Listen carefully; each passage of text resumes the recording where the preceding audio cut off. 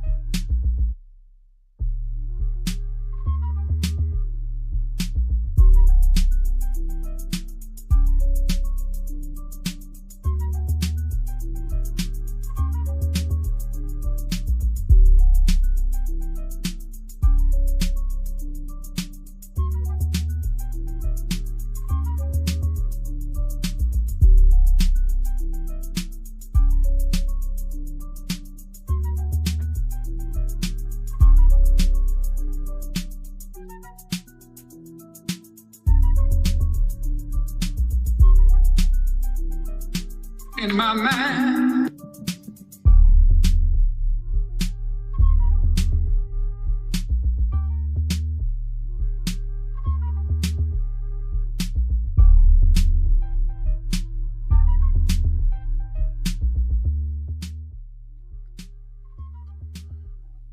all right, I think I am up.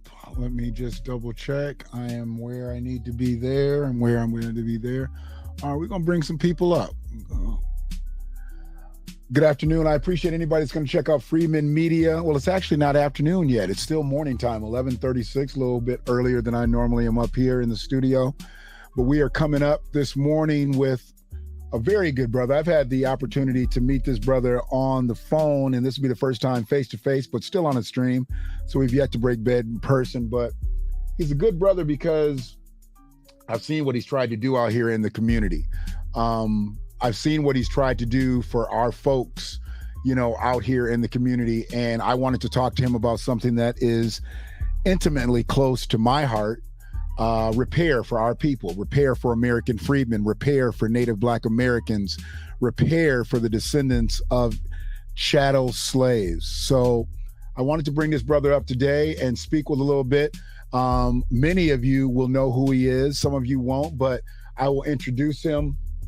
Mr. Ricky Jefferson is a former Washtenaw County Commissioner, and he has been here and seen things in this county that I have not seen. And I appreciate him taking time out of his day because I don't have him very long, but I wanted to speak with him about this reparations for Black residents being the new focus of Washtenaw County. And it looks like they're trying to establish a council for it, but I know he knows a little bit more than I do. So good afternoon, Brother Ricky. Well, it's morning time. Good afternoon. Good morning, Brother Ricky. Hey, I'm having a hard morning. time. I done did so much. I do more before 9 than most people do all day, man. Oh, I'm the same way. Yeah. Yeah. It feels yeah. like evening to me, but good morning. Exactly. And I appreciate you coming in to speak with me about this because it's actually, let me get us here. Okay. It's actually a situation where I looked at the article. Did you read the article? Yeah, the one that was put in the MLI. Okay. Yeah. Okay. So you see what is abound, and I'm glad that I was able to have this discussion with you early. I want to try to get out in front of it before the waters get too muddied on it. But I know you had something to do with some initial discussions about reparations, local repair, local initiatives to help out the descendants of chattel slaves. Can you tell me about that and basically what this is about? Because I'm still a little bit in the dark, even after reading it a couple times. Sure, I'll do what I can here. Sure. This is actually spearheaded through our racial equity office. Okay. Officer Elise Asbury Payne. She presented it to the board at their last meeting last week. This was one of the items that I was scheduled to present to the board in December on the last meeting of the year, but through technicalities, it was pulled. Wait a minute though. Mm-hmm. Up until the end of the year, that was when you were still you're still a county commissioner. Yeah, it would have been my final meeting in 22 in December that I was scheduled to do this. But they didn't let you introduce it. It was one of those things that the technicality of process, right? Okay. And there's always a process, and then there's always a order in which information is disseminated. And the chair of the board has discretion on what comes to the table or not. Okay. And because of a misinformed way that it was distributed to commissioners, she felt that it was she felt that it was given out before she, as a chair, had a chance to look at it. Okay. And therefore, it was not put on the agenda. Okay. But to have this come out now, it's a extension. In 2018, well, we passed our equity ordinance, and in there we hired a racial equity officer. Okay. Creating that office and that ordinance. This is one of the things that our officer has come forth with in her plan. Okay. So it's something that is basically an extension of the distinctive cultural changes that were part of my agenda and the agenda of justice. To bring forth distribution of funding, to bring forth equity in hiring, to bring forth equity in pay for women, and all these other things that come with discrimination and policies which are, systemically racist. Absolutely. To be looked at the county. And this board that I was on for the last 6 years was all Democrat the last 4 years. We were definitely moving this along as we discovered that there was ways to push equity in all of our decisions. Okay. So I guess my thing is, in reading it, when you first look at the article, it says since mid-2021, an internal committee was born out of research showing the COVID-19 pandemic only expanded pre-existing disparities for local Black communities. Now, I know they didn't wait till the world got sick to see that Black people were a bottom caste. Please tell me that this didn't come up in somebody's mind, that because of what we were dealing with the pandemic, that we wanted to start trying to redistribute resources to Black citizens. I mean, I know you've been in Ypsi for most of your life or all of your life? All of it.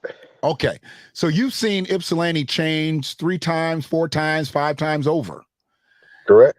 And you've seen people leave this area, not willingly, but forcibly, be priced out of the game, have to leave for various reasons, but nobody said anything about that. See, one of the things that as I became a commissioner in the county, what I discovered is that there was a fear, but a desire to deal with racial inequality. Okay. Publicly, that can be something for politicians that can have a detrimental effect on them being elected or not. Okay. But I didn't care. Mm-hmm.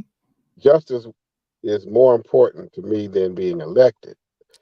But to be able to have the power to do that, I had to stay there and make Right. sure that these kind of things happen. So this is just one aspect of the cultural change that I kept promoting, that our board decided to do also once it was promoted, to culturally change everything. So no, it's not because of the pandemic. Okay. It's just a generational and a change that is time has come. And I kind of said that in a naive way, knowing that you had done stuff beforehand, and I put that out there, and I knew you were going to be able to grab that carrot real easily because you were working behind the scenes prior to COVID, and you were working for equitable justice for Black citizens, for all citizens, of course, but you start out every single day as a Black man. You know this city of Ypsilanti, and you know this county better than most of the transients who come here and are placed into power. So you've seen what things have changed. See, a lot of people have just seen the change, but they don't see the before. They've just seen what's happened after. So where they want to come in, they look at superficial things, and you've seen the depths of where Ypsilanti has changed versus just the topical stuff. And that's really what I want to dig into as far as this committee, this council that they're talking about putting together. I'm not sure how efficient it's going to be, seeing that at a minimal end, what are we dealing with as commissioners right now as far as Native Black Americans? When I say Native Black Americans, American freedmen, people who descend from enslaved individuals. Where are we sitting at right now? I don't know the roster anymore, but how many Black Americans do we have actually on the commission right now? Actually, right now there's 3. There's a District 2 commissioner, Crystal Light, District 4 commissioner, Carolyn Sanders, and District 5 commissioner, Justin Hodge. Okay. Now, the other thing is, what you're saying is this, what is it going to do?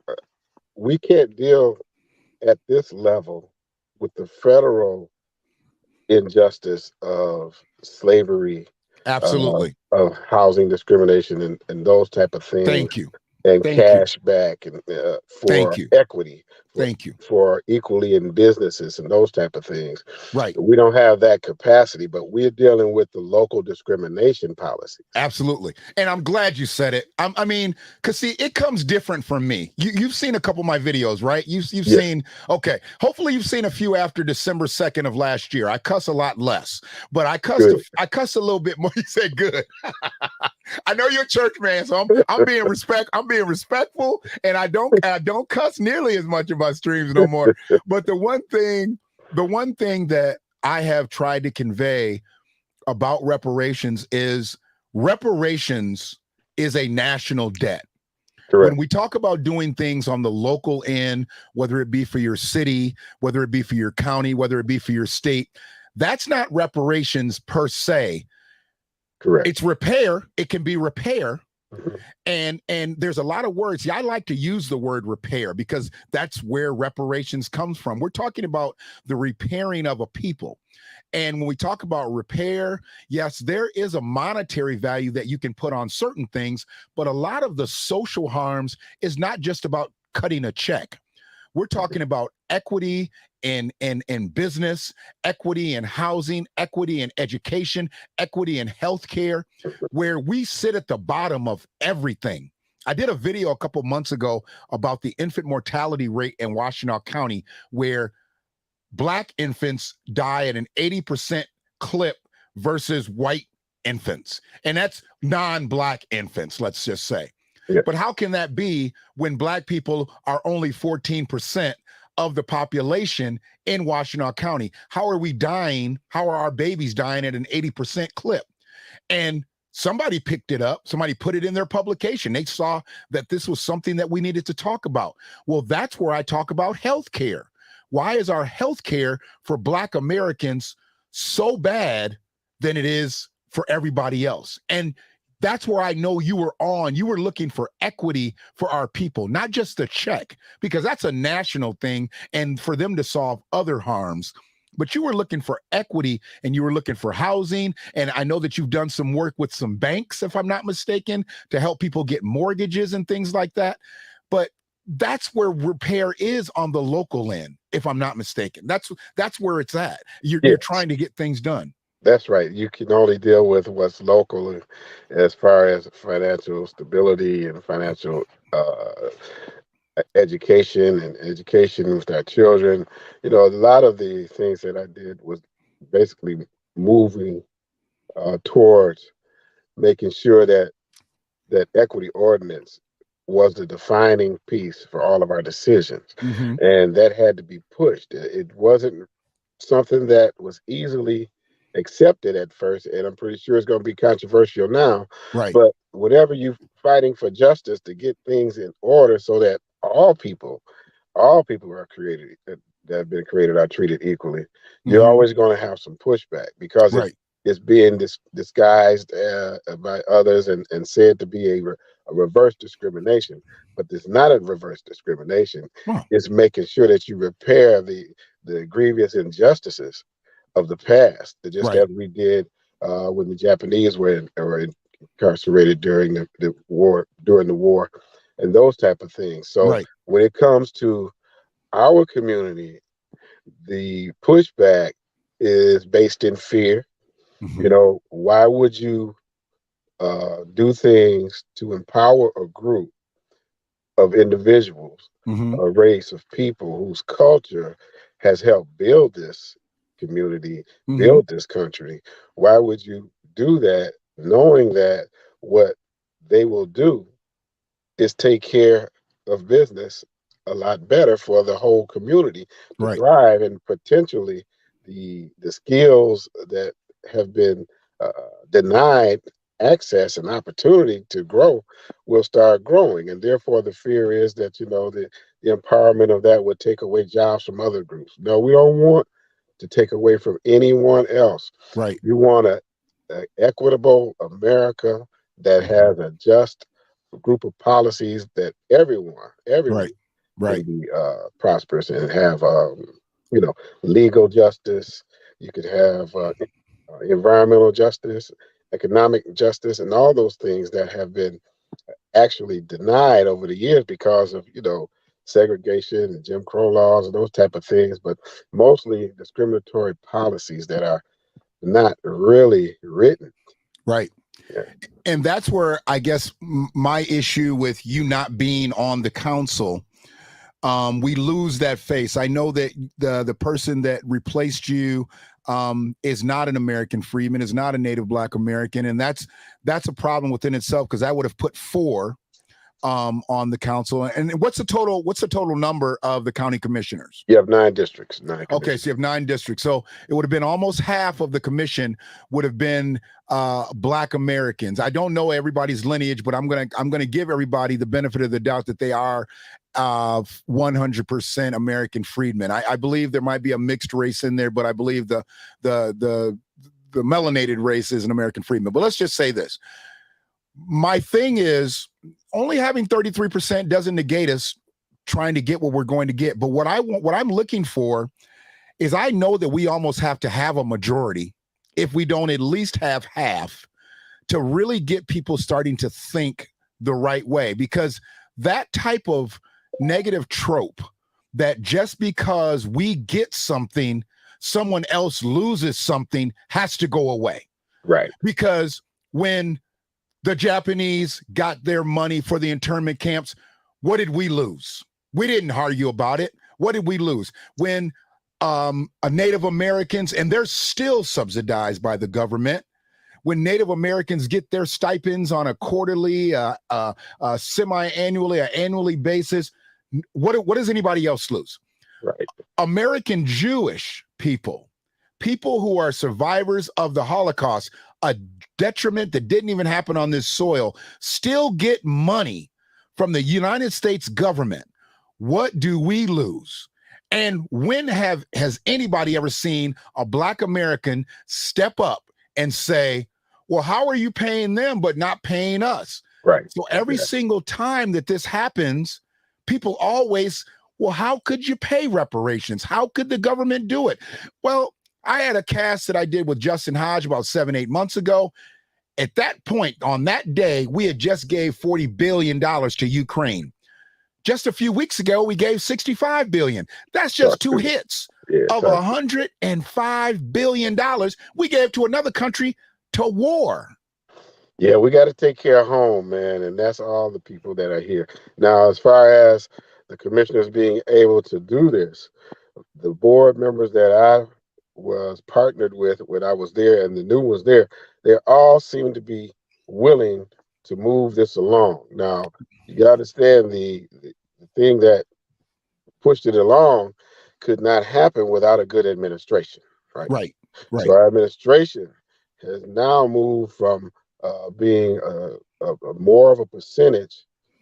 Now it's more of a percentage of people of color. Okay. And the racial equity officer, listen now, you have department heads that have to deal with what commissioners push down and as a resolution or to improve their departments and how they work with the community. Mm-hmm. And that racial equity officer is the one that is in all discussions. I'm anticipating that Alizé is a Black woman. Not only is she a Black woman, she has over 30 years of experience in dealing with these type of issues.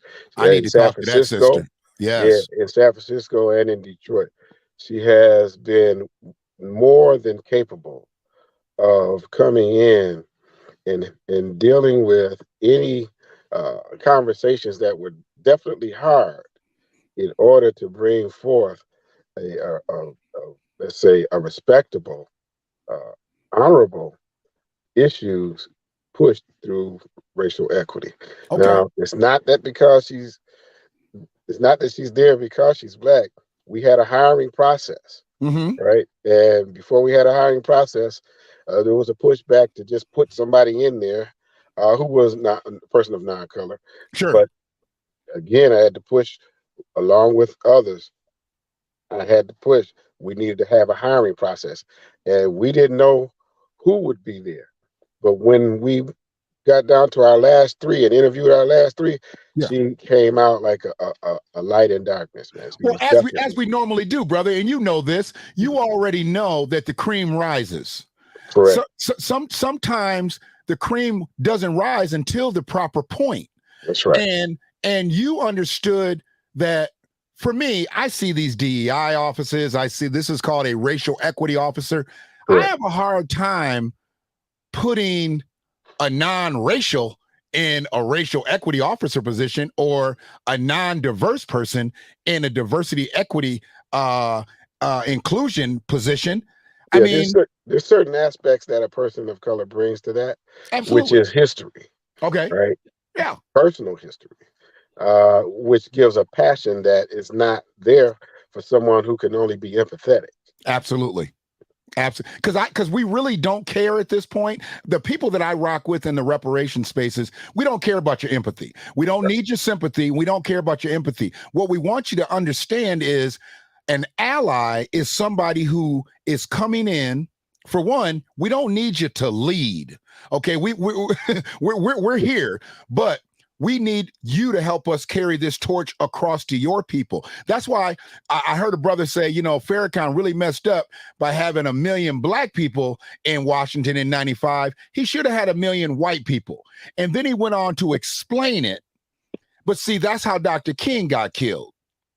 Because they knew them people that was going to march on Washington the next time, they weren't going to be all Black. Dr. King had lost half his base. And much of white America already hated him. More of white America hated him when he started to seek repair for descendants of slaves.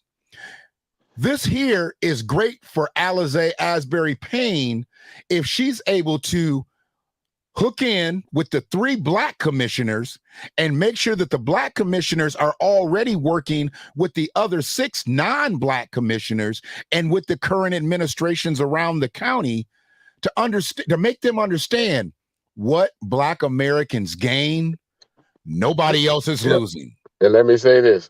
Those other non-black commissioners have been willing and have proved that they were willing. Sushink too? Well, all the ordinances and resolutions leading up to this were passed unanimously. I can tell you that. Because I'm on Sushink too. In the views back, of Shannon McFall are not the views of Ricky Jefferson. Please let y'all know that. Look, in the back room, I can't tell you what's going on, but on paper, which made it legitimate and approved, all 9 of us. And like I said, some were willing to discuss these things. Some were willing to discuss them for political prowess to move to the next level. But some were sincerely knowing that if we repair the most hurting group of people in this county, it's like if you have a bad foot, you're going to limp. Right. But if you repair that foot, then the whole body is back in shape. Absolutely. When it's not in shape, the whole body is affected. So we got to deal with this, and some of them do understand that that's the case, because what happens is the potential of young people who have so many skills will now be, given a pathway opened up to them that can, give them employment and good education, and actually the support that they need financially. Right. Well, and I know you had a short time to be here. Yeah, so, this is about it. Okay, this is about it. Okay, but I want to thank you for just this introduction, because what I am going to do is I am going to go through and then close out this. I don't want to be here long without you. You've created the energy that I need, because I've got another individual who is a trustee out in the township that I want to bring on with you. And I've got another local activist who I really want to have a more of a roundtable discussion before I really start. And I don't like to use the word attack, but I'm gonna go with Justin again. I've had Justin twice on, so I'm gonna go with Justin again. I'd love to speak to the 2 other sisters, but who I really want to talk to is Alizé Asbury Payne, because I really want to see what her vision is as an REO, as a racial equity officer in the county, because a lot of people are still foreign to some of these DEI terms, REO terms, where I'm learning them and understanding. But the most important part that we did get right is we sat a racial in the racial equity officer position. But I thank you for coming on at such short notice. Go ahead. So let me give you the correct pronunciation. Alize. Oh, it's not Alizé? No, it's Alize. See, man, look, I drank too much back in the day, Ricky. And you put that accent. She ain't got the accent mark. You're right. It's Elise. It's not Alice. So she gonna see my sarcasm, because I'm gonna put an Alizé bottle up on the tag and be like, look, but my thing for her and for you, I know you're not currently in office, but you're still in the paint.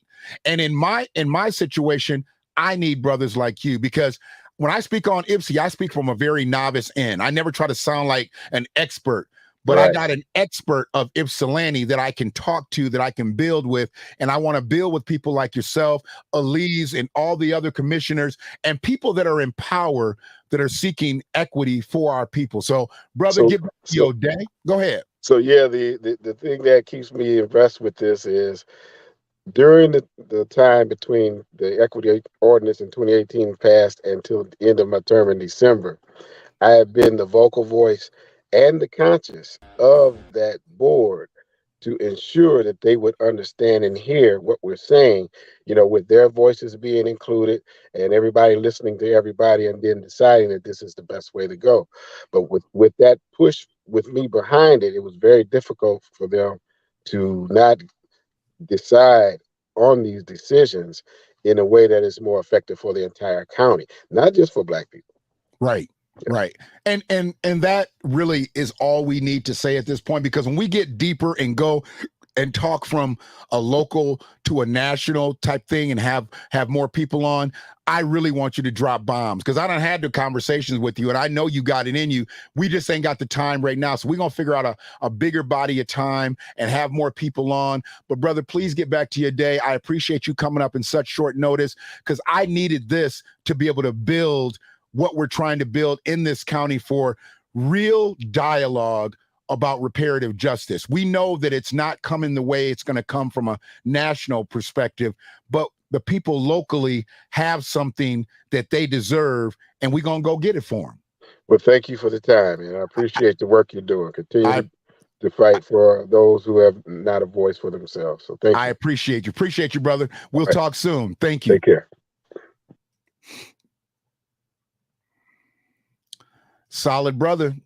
Trying to tell y'all, they out here, and they're going to continue to come out, because things have been blindfolded in the county, and imposters have been out here. Y'all know what I call them. I call them activists, actorvists. They're not activists. They're actorvists. They acting like activists. But people that have been in the paint, like Ricky Jefferson and others who I've got coming to the stage over the next couple of days, it's going to be wildly exciting for me, because we want to talk about reparative justice locally. We want to talk about it nationally. But what we got to talk about is the harms that have been done, the strategies that need to be built to correct those harms, and let's go get it. And the fact that he has confidence in those 3 county commissioners who are in play right now, I have confidence in those 3 county commissioners that are in play right now, 3 American freedmen. The fact that he has confidence in Miss Elise Asbury Payne, I said Alizé the whole stream. I'm glad he corrected me before he got out. Elise Asbury Payne, the racial equity officer of the county, I have confidence in her. So we're going to ride with these people that he has confidence with and that other people develop relationships with, because that's what we have to do, because the county has been blindfolded for years. And it's just time to take that blindfold off. But I appreciate y'all coming out. This was just a real quick hit. I don't need to stay up here for very long. We wanted to talk about what's happening in the county. We're going to be up in the meetings just like that. We're going to be up in the meetings just like that. Hopefully we can get in there. They wearing masks now, but hopefully we can get in there when they're not going to be wearing masks. But the main thing is that we got this open dialogue out of the way to talk about reparations for residents here in the county, American freedmen residents. Okay. And just so I know, I got a few Caucasian listeners out there. Y'all not going to have to lose nothing if black folks get something. Let's just kill that misnomer right now. White folks don't lose nothing if black folks get something. But on the other hand, if black folks don't get nothing, don't blame folks for things that happen to you and your people, because you got people out here who are starving. Hungry people go get food. Starving people steal. It is what it is. One love, y'all. Good afternoon, Willow Run Acres. Check out the playback. Definitely worth the find. You know, this revolution is filled with so many ironies, really. First, you tell us that it is manly to keep your word, right? If you are a man, you keep your word. And now all of the black people in this country are demanding, and even the black people in the whole world are demanding, is that you keep your word. You told us we were free. Well, then show us that we're free. You told us that there is justice, equality for all in this country. Well, then stick to your word and let us see the justice and equality for all. Or else admit to us that you're not a man, you're a worm, you're afraid of us, you're afraid to give us equal stand. You're afraid that if you give us equal ground, that we will match you and we will override you.